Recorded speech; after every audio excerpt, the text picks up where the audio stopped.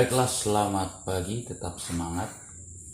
Pagi ini kita akan belajar tentang pembiasan cahaya bersama Esron Sinongsong.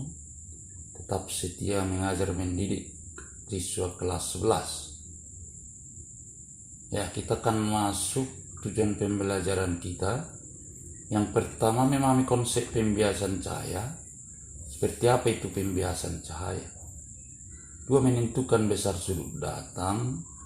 3. Memahami konsep indeks bias, menentukan besar sudut bias, dan memahami konsep tinggi semu.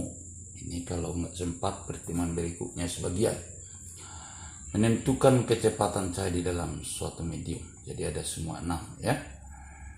Apakah itu pembiasan cahaya?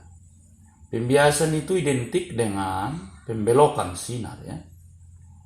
Pembiasan adalah peristiwa terjadinya pembelokan sinar ketika sinar melewati medium yang berbeda. Berarti kalau berbeda medium, indeks bias akan berbeda. Yang pertama kita melihat sinar istimewa 1 dari Komsnelius menyatakan sinar datang dari medium yang kurang rapat menuju medium yang lebih rapat, udara ke air. Ini contoh, maka sinar akan dibelokkan mendekati garis normal R atau theta 2 ya. Ini theta 1. Sudut datang itu sudut yang dibentuk sinar datang dengan garis normal. Nanti kadang sudut diketahui ini. Cahaya udara dengan permukaan kolam, permukaan air laut. Ini yang diketahui, berarti kalau ini 40 derajat misalnya, berarti ini 50 derajat sudut datang ya. Sudut bias, sudut yang dibentuk sinar bias dengan garis normal, bukan sudutnya ini ya. Iya. Sinar kedua, sinar datang dari medium yang lebih rapat menuju udara, dari air menuju udara. Sinar datang dibelokkan menjauhi garis normal ya. Itu yang kedua. Yang ketiga, sinar datang tegak lurus terhadap bidang ini, lurus ke air, N1, N2 air contoh, maka tidak dibelokkan, diteruskan ya. Iya, itu sudut yang ketiga ya. Ya, sekarang kita belajar tentang indeks bias. Indeks bias adalah perbandingan kecepatan cahaya pada medium ruang hampa atau udara dengan kecepatan cahaya pada medium yang lain, N P1 per P2. Indeks bias V1 kecepatan cahaya di ruang hampa, 2 kecepatan cahaya di suatu medium. Contoh, indeks bias daripada kaca 1,5 dari mana datangnya? Itu adalah dari P1 di udara 3 kali 10 pangkat 8 dengan kecepatannya di lensa 2 kali 10 pangkat 8. Yang nilainya indeks bias 1,5 ya.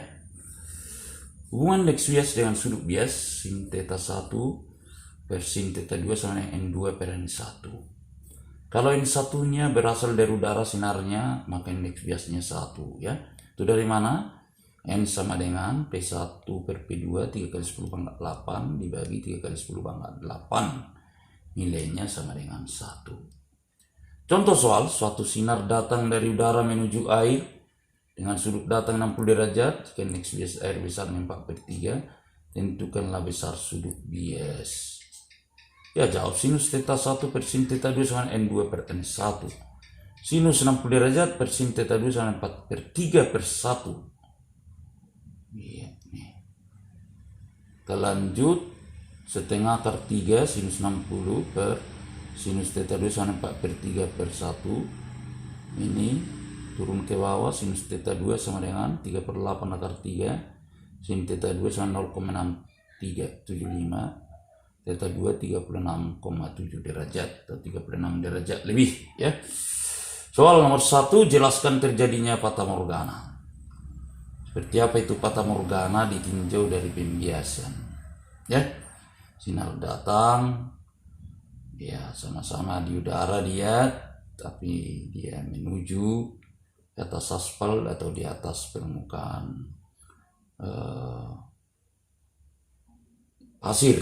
Dari kejauhan kita lihat fata morgana seperti deru aliran air. Setelah dekat seperti tidak nampak. Itu semua proses contoh-contoh pembiasan supaya coba siswa kami dikaji dan dijelaskan.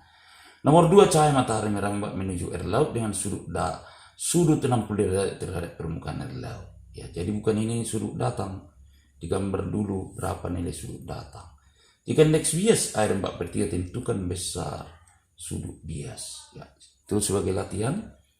Ke depan kita lagi contoh-contoh pembiasan ini tinggi semu. Bisa dilihat mengapa ikan lebih dekat nampaknya di air daripada jarak yang sebenarnya. Itu adalah suatu tinggi semu, ya. Aksen pH sama dengan 2/1 bisa dihitung nanti di sana, ya. Ya, demikian, kiranya tetap semangat. Tuhan Yang Maha Kuasa menyertai kita senantiasa. Selamat pagi.